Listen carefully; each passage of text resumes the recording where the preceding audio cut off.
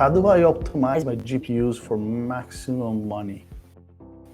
Yeah, and I think money is the operative word.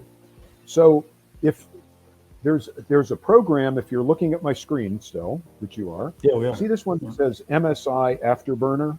It's a very popular program with the miners. It doesn't have anything to do with burning, so we want to be clear about that. We're not burning anything. But I'm going to select MSI Afterburner. I'm going to turn the program on, and there it is. See, there's a little screen there. And once again, I can look at each of the GPUs in the system. I'm looking currently, I can go down and look. I go to the settings. I'll click on the settings. And I am currently, I'm looking at 8. I want to look at number 1. So I'm going to select the first one off the list. I'm going to say OK. And it's going to pop up something once it's there.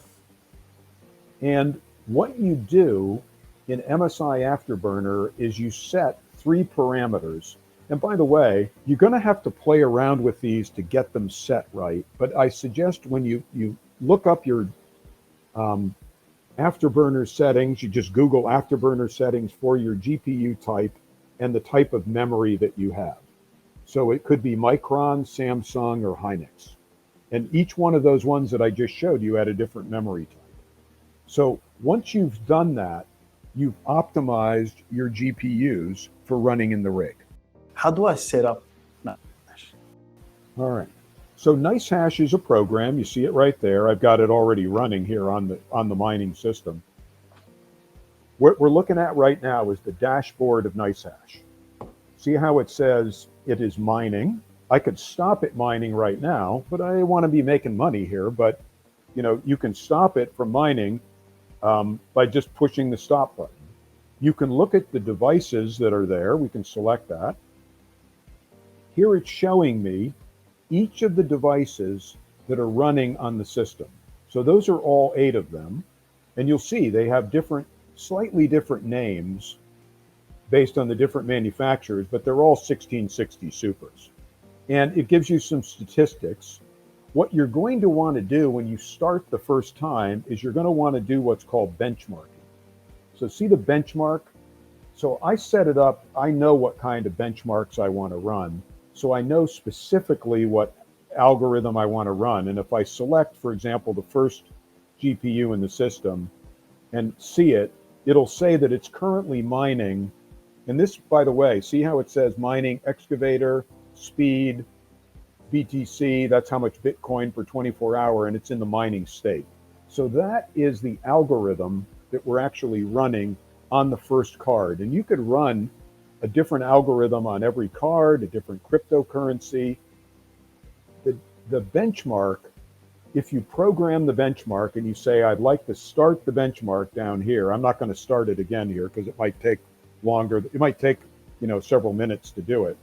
But I benchmarked it and it said, this is the best thing to run on this card at this particular point in time. And that is really what you need to do when you're setting up NiceHash. How do I know how much money I'm making? If you were looking closely, you would see that these 8 GPUs, and by the way, let's talk a little bit. Bitcoin this morning had dropped to $38,000. Wow. When we started, we were in the high 50s. And you remember, you said, does it matter? It absolutely matters. But this rig right now is producing $10 a day. See it right here on the screen. It says 997 USD per day.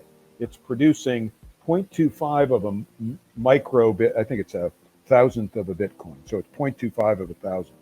So I can see how much money I'm making on this rig the decline instantaneously of Bitcoin and just by looking there.